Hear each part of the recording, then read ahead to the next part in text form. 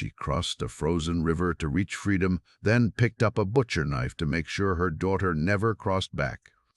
In 1856, Margaret Garner forced a Cincinnati courtroom to answer an impossible question. Was she a murderer who killed a person, or was she property who damaged her master's property?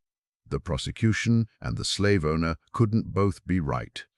Here's what'll haunt you about Margaret's story. The courtroom couldn't decide if she was human enough to be called a murderer. That contradiction didn't just confuse lawyers, it shattered the entire legal foundation of slavery. Stay with me, because what happens next exposes something America spent centuries trying to hide. And if you believe these uncomfortable truths deserve to be told, subscribe. This channel exists because some stories refuse to let us look away. Margaret Garner was born into slavery on June 4, 1834, at Maplewood Plantation in Boone County, Kentucky. The moment she drew her first breath, the law declared her property, not a child, not a person, property that could be bought, sold, or willed to someone's grandchildren like a chair or a horse. She was what they called mulatto, light-skinned enough that everyone on the plantation knew exactly what it meant. Her mother was enslaved. Her father was almost certainly John Pollard Gaines himself, the white man who owned them both. That's how slavery worked.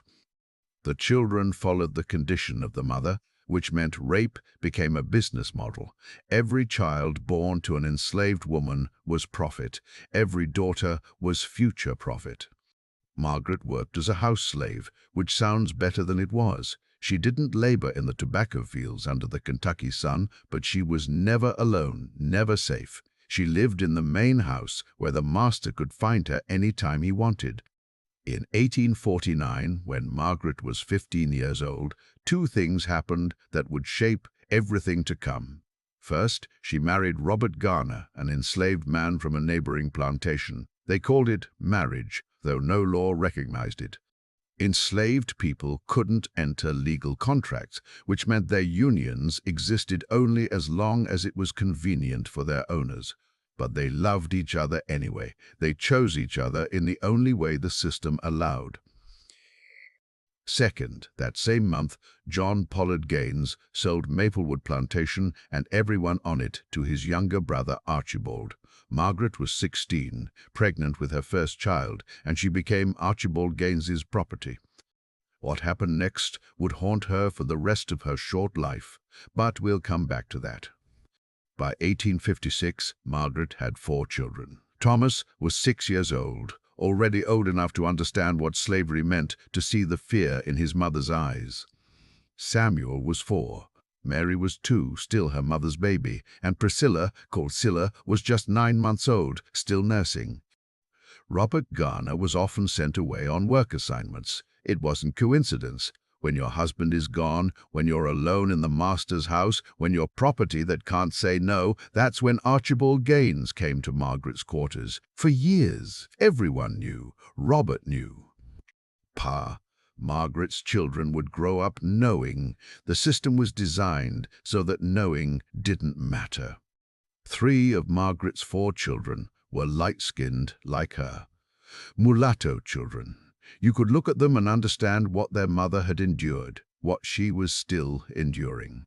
This was Boone County, Kentucky, a border county where slavery looked different than the Deep South, but was just as brutal. In 1840, more than 20% of the county's population was enslaved. By the 1850s, there were 468 slave owners holding nearly 2,000 people in bondage. Only 35 free black people lived in the entire county. Freedom wasn't just rare, it was almost unimaginable. But across the Ohio River, just 16 miles north, was Cincinnati. A free state, a place where Margaret's children could grow up as people instead of property, where her daughter Mary wouldn't become what Margaret had become, where her sons wouldn't watch their mother's degradation and be powerless to stop it. The Underground Railroad ran through Boone County. Everyone knew it, though no one said it out loud. Enslaved people whispered about conductors and safe houses and freedom. They whispered about the river. In late January 1856, the Ohio River froze solid. It happened some winters when the cold bit deep enough, the water turned to ice thick enough to walk on, thick enough to cross. Margaret was 22 years old and pregnant with her fifth child. She'd spent 7 years watching Archibald Gaines's shadow fall across her doorway. 7 years knowing her children were growing up in the same system that had devoured her childhood. 7 years of the kind of desperation that makes impossible decisions seem reasonable. The ice wouldn't last. It never did. But for a few nights in the coldest part of January, the river that separated slavery from freedom became a bridge. Robert's parents, Simon and Mary, were getting old. If they were going to run, it had to be now. Margaret's babies were small, the youngest still in her arms, the oldest barely tall enough to see over the frozen river's edge. If they were going to run, it had to be now. 11 other enslaved people from nearby plantations were planning to cross the same night. Safety in numbers, or at least company in the attempt. 17 people total, including Margaret's family of 8. They gathered a sled and 2 horses. They wrapped the children in whatever they could find. And on the night of January 27, 1856, they set out across 16 miles of frozen Kentucky darkness toward the river. The temperature was brutal. Wind cut through their thin clothes. Margaret held 9-month-old Scylla against her chest, trying to keep the baby warm. Thomas and Samuel walked, their small legs struggling through snow. Robert carried 2-year-old Mary. Behind them, Robert's parents moved as fast as their old bodies allowed. 16 miles in the dark. 16 miles knowing that if they were caught, the punishment would be savage. Knowing that slave patrols hunted the roads. Knowing that every sound could be the end. But ahead of them, through the darkness and cold, was the river. And beyond the river was freedom. They reached the Ohio just as night was deepest. The ice stretched before them, thick and white under whatever moonlight broke through the clouds, dangerous even frozen. The current still moved beneath, creating weak spots that could crack without warning. But it was crossable. It had to be. They stepped onto the ice. Margaret's feet touched the frozen Ohio River at the darkest hour of January 28, 1856. Each step was a prayer. The ice groaned beneath them. 17 people crossing where water should have been, where the laws of Kentucky ended and the laws of Ohio began. Every crack and shift in the frozen surface could mean drowning, but drowning was a risk they'd already decided to take. Thomas held his father's hand. Samuel gripped his mother's skirt. Baby Scylla pressed against Margaret's chest, her small body shielded from wind that felt like knives. 2-year-old Mary rode on Robert's shoulders, her fingers tangled in his hair. The far shore came closer. Free soil, free state. The word free had lived in Margaret's imagination for so long that she'd almost stopped believing it was real. But there it was, Cincinnati rising on the Ohio side, buildings dark against the pre-dawn sky. Their feet left the ice and touched ground, Ohio ground, free ground. They'd made it. For exactly 8 hours, Margaret Garner was free. The family went straight to the home of Elijah Kite, Margaret's cousin, a freed black man who'd made it north years before. His house on Mill Street was supposed to be a way station, a place to catch their breath before moving deeper into the underground railroad network. They arrived at 8 in the morning, exhausted, frozen, but alive. Free. Elijah gave them food. Margaret nursed Scylla, while her other children ate their first meal as free people. Robert held his parents, who'd lived their entire lives in bondage and were finally, impossibly, on the other side. But Elijah knew what Margaret and Robert were just beginning to understand. Crossing the river wasn't enough. The Fugitive Slave Act of 1850 had turned every free state into a hunting ground. Federal law required Northerners to return escaped enslaved people to their owners. U.S. Corps marshals could cross into free states and drag people back to slavery, and anyone who helped the fugitives could be fined or imprisoned. Cincinnati was full of slave catchers, professional hunters who earned bounties for every person they returned to bondage. The city was just across the river from Kentucky, close enough that enslavers could be in Cincinnati within hours of discovering an escape. Elijah left that morning to find Levi Coffin, a Quaker abolitionist who ran the Underground Railroad network in Cincinnati. Coffin would know how to move the family deeper north, away from the border, away from the reach of slave catchers. But Coffin's message came back fast and urgent. They had to move immediately. The house wasn't safe. Nothing in Cincinnati was safe, not this close to the river, not with 17 people missing from Kentucky plantations. Word would already be spreading. The hunters would already be coming. They didn't move fast enough. At 3 in the afternoon, just 7 hours after reaching freedom, Margaret heard the sound that would change everything. Footsteps, many footsteps, voices outside. The door rattled. U.S. Marshals surrounded the house. With them was Archibald Gaines himself, the man who claimed to own Margaret and her children, the man who'd come to her quarters for 7 years, the man who saw her babies as his property. The Marshals didn't knock, they broke down the door. Robert tried to fight. Simon, his elderly father, grabbed whatever he could use as a weapon, but there were too many of them, and they had the law on their side. They had guns and federal authority and the entire weight of a system designed to drag black people back into bondage. Margaret saw it all happening in seconds that felt like hours. She saw the Marshals pushing into the house. She saw Archibald Gaines's face, his expression of ownership, of certainty that she and her children would be coming back with him, back to Kentucky, back to Maplewood, back to his quarters at night. She saw 6-year-old Thomas's confusion, 4-year-old Samuel's fear, 2-year-old Mary's wide eyes, and Margaret made a calculation that no mother should ever have to make. There was a butcher knife on the table, her hand closed around it. Later, people would argue about what happened in that moment. Was it rage, desperation, love, madness? But Margaret knew exactly what she was doing. She'd lived 22 years as property. She'd spent 7 years being raped by the man now standing in the doorway.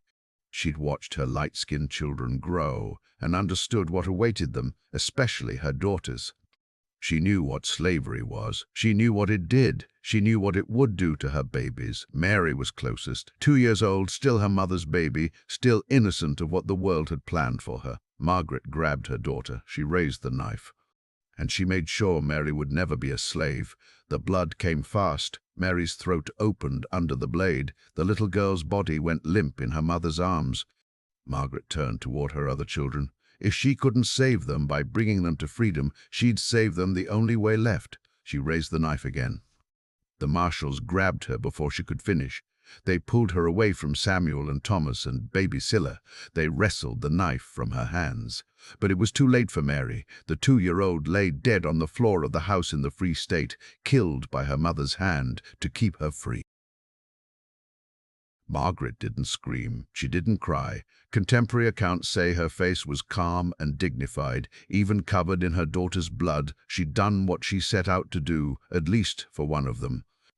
The Marshals dragged Margaret Garner out of Elijah Kite's house in chains. Her hands were still bloody. Her 2-year-old daughter was dead on the floor behind her. Her 3 surviving children were screaming. And Archibald Gaines stood there with a federal warrant declaring that Margaret and her babies were his property, legally required to be returned to him. But there was a problem that would turn Margaret's tragedy into one of the most spectacular legal battles in American history. She'd killed someone in Ohio, a free state. Ohio wanted to try her for murder. Murder was a state crime. Margaret had killed a person, her daughter, on Ohio soil. That meant Ohio had jurisdiction. That meant Margaret Garner would stand trial as a defendant, as a person who'd committed a crime, as someone the law recognized as human enough to be held accountable for her actions. Archibald Gaines wanted her returned under the Fugitive Slave Act. The federal law said escaped, enslaved people had to be returned to their owners immediately. No trial, no jury, just a hearing before a federal commissioner who would verify ownership and send the property back south. Both things couldn't be true. Margaret couldn't be property that damaged her master's property and a person who murdered another person. The legal system had to choose, and that choice would expose the fundamental lie at the heart of American slavery. The case landed before Commissioner John Pendery in a Cincinnati courtroom. The hearings began on January 30, 1856, 3 days after Margaret crossed the frozen river. The courtroom filled immediately. Every day for 2 weeks, spectators packed the room to witness something unprecedented. Here's what should freeze your blood. Not one black person was allowed in that courtroom.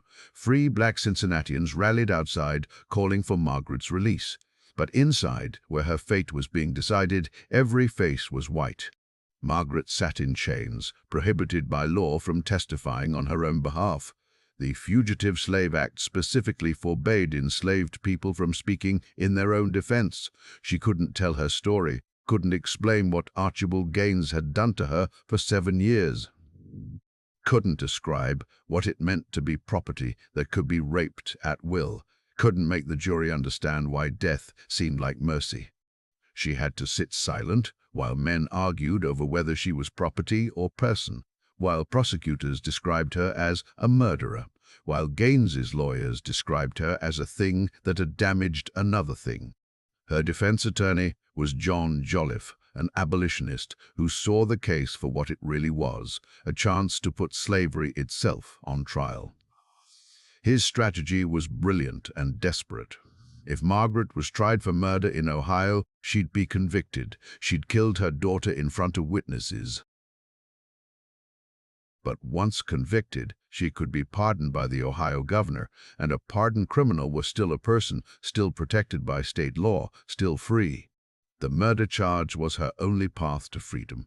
The very accusation that made her a killer was the only thing that recognized her humanity.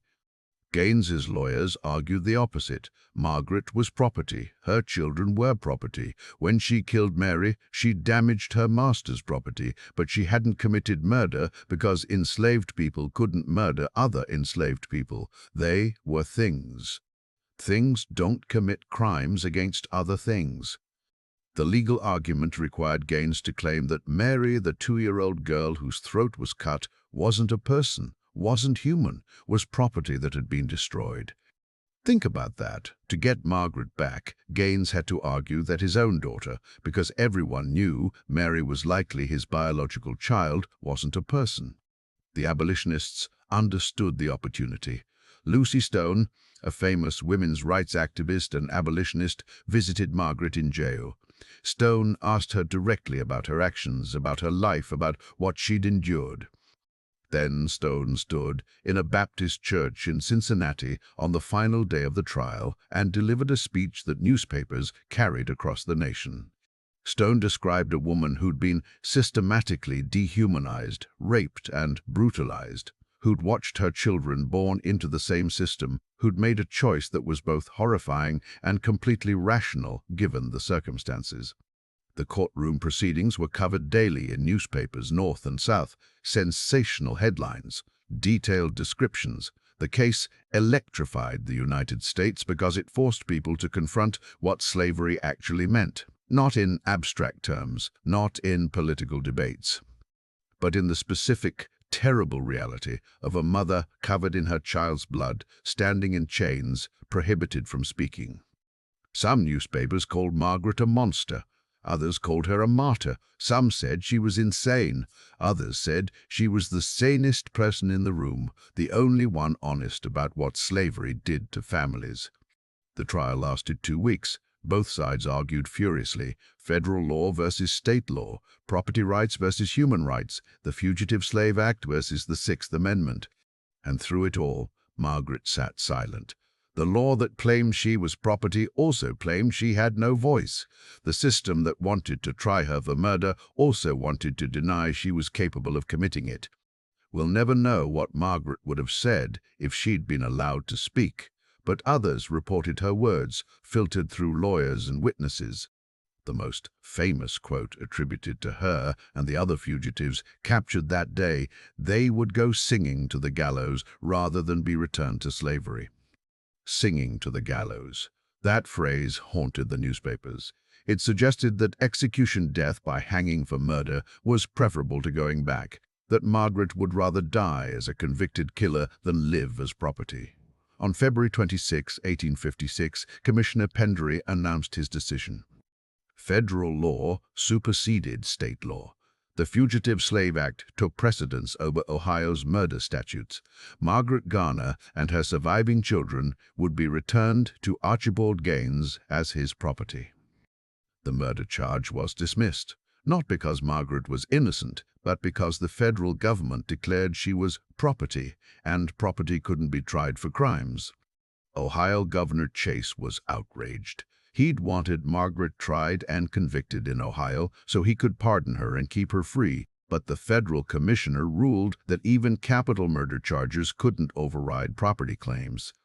The ruling meant that enslaved people had no protection under state law, even in free states. It meant that crossing into Ohio didn't make you free, it just made you a fugitive that federal marshals would drag back south. Margaret was taken into custody. Her 3 surviving children, Thomas, Samuel, and baby Scylla, were shackled alongside her. Robert and his parents were also returned to their enslavers. The family that had crossed the frozen river together was being sent back across it in chains. But the story wasn't over. There was one more tragedy waiting. That moment when the door splintered at 3 in the morning, when Margaret's hands moved faster than her heart could break, that's the instant slavery revealed its true face. If this story is making you see 1856 differently, hit subscribe so we can keep uncovering what history tried to bury. On March 6, 1856, just over a month after Margaret killed her daughter to keep her free, the steamboat Henry Louis churned down the Mississippi River carrying enslaved people south. Margaret was on board with her surviving children, being transported to a plantation in Arkansas. Archibald Gaines had sold her, not back to Kentucky, but deeper into the South, farther from the free states, farther from any hope of escape. The steamboat collided with another vessel. The impact threw passengers into the water. Margaret and 9-month-old Scylla went overboard into the Mississippi. Margaret was pulled from the river. Scylla drowned. Some accounts say it was a pure accident. Others suggest Margaret jumped, holding her baby, trying to finish what she'd started in Cincinnati. We'll never know for certain, but we know what Margaret reportedly said when they told her Scylla was dead. She was glad. Her baby was free now. Free from slavery, free from what awaited her. 2 of Margaret's 4 children were dead.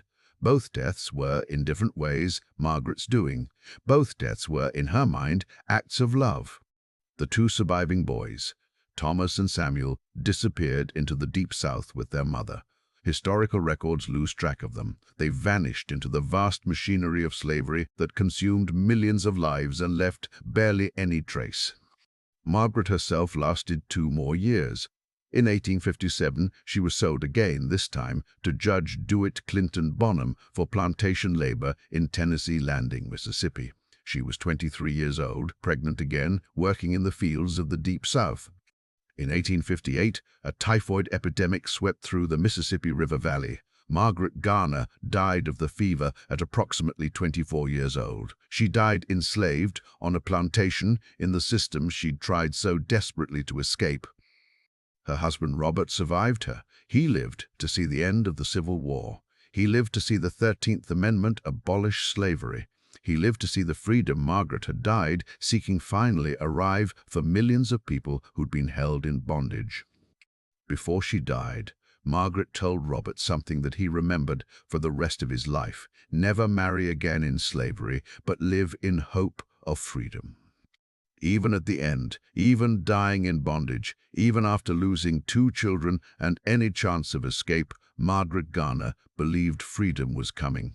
She just wouldn't live to see it. But her story didn't die with her. The Margaret Garner case became one of the most cited examples in abolitionist literature. Her choice, that terrible, desperate choice to kill her child rather than see her enslaved, forced Americans to confront what slavery actually was: not a benign institution, not a peculiar institution that Southerners claimed was good for black people, but a system so brutal, so dehumanizing, so utterly destructive that a mother would choose death for her babies over life in bondage. Frederick Douglass, the famous abolitionist and former enslaved person, was deeply affected by Margaret's case. He wrote about it extensively. He used it in speeches. He pointed to Margaret Garner as proof of what slavery did to families, to mothers, to the human soul. The case exposed the fundamental contradiction in slavery's legal structure. To get Margaret back, Archibald Gaines had to argue she was property. But to punish her, the state had to argue she was a person. Both couldn't be true. The legal system twisted itself in knots, trying to maintain the fiction that human beings could be property, and the Margaret Garner case made those knots visible to everyone watching. Her story inspired poetry during her lifetime. It inspired plays. It inspired sermons in churches across the North. Some celebrated her as a heroine whose love was so great she sacrificed everything. Others condemned her as a murderer who violated the most sacred bond. But everyone who heard her story had to grapple with the impossible situation slavery created. In 1856, at the Cincinnati Colored Convention, Margaret Garner's case was specifically referenced. 2 years after her death, people were still talking about her, still arguing about her, still trying to understand what her choice meant. The legal precedent her case set was devastating for enslaved people. Commissioner Pendery's ruling that federal fugitive slave law superseded state criminal law meant that crossing into free states offered no protection. It meant that even capital crimes couldn't keep you from being returned to slavery. It meant the Fugitive Slave Act had teeth that reached into every corner of America. But the moral precedent was different. Margaret Garner's story became a mirror that forced Americans to see slavery's true face. It wasn't abstract anymore. It wasn't political theory. It was a mother's hands covered in her daughter's blood, making a choice no mother should ever face. More than a century later, Toni Morrison read about Margaret Garner while researching a different project. Morrison, who would win the Nobel Prize for Literature, was haunted by the story. In 1987, she published Beloved, a novel directly inspired by Margaret's life. The protagonist, Sethi, makes the same choice Margaret made, killing her daughter rather than letting her be taken back to slavery. Beloved won the Pulitzer Prize. It became one of the most important American novels of the 20th century. It brought Margaret Garner's story to millions of readers who'd never heard of the Cincinnati trial. It transformed her tragedy into art that explored the psychological devastation of slavery, the impossible choices it forced, the trauma that echoed across generations. In 2005, Morrison wrote the libretto for an opera called Margaret Garner, with music by Richard Danielpour. The opera premiered at the Detroit Opera House and was performed by major opera companies across America. Margaret's story, which began in a Kentucky slave quarters, which climaxed in a Cincinnati courtroom, which ended on a Mississippi plantation, was now being sung on stages where the wealthiest Americans came to see art. Her story refused to die because it asks questions we still can't answer. What would you do to protect your children? Where is the line between love and violence? Can an act be both monstrous and merciful? What does it mean that the legal system had to choose between treating Margaret as property or person and chose property? Margaret Garner never got her freedom. She crossed the frozen river and touched free soil for exactly 8 hours before being dragged back into bondage.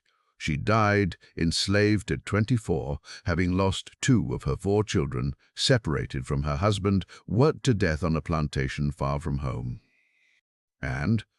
But she transformed how America understood slavery. She forced the nation to see that enslaved people weren't passive victims waiting for white abolitionists to save them.